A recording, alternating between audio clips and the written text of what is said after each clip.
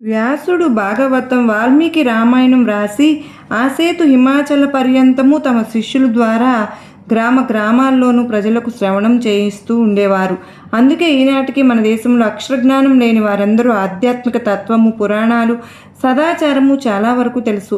ఇలాంటివి వినడం ద్వారా మన హృదయాలను పరిశుద్ధం చేసుకుంటూ ఉంటే నిర్దిష్టమైన భక్తి శ్రద్ధలు తెగుళ్ళు లేని మొక్కల్లాగా పెరుగుతాయి.